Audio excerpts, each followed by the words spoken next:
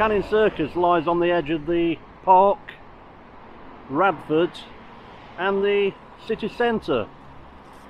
One side we've got the main road that goes down to the motorway, and then the other side is the road that goes down to the ring road, the Derby Road, and then split in the middle is the road that goes down to Raleigh Island, if you're familiar with the city, which again joins onto the ring road.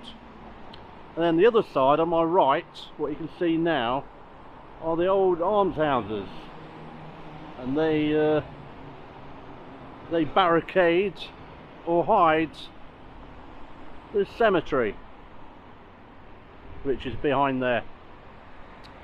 Right, let's take the get the drone up and see what else we can see. It's getting quite busy now. It's a Saturday.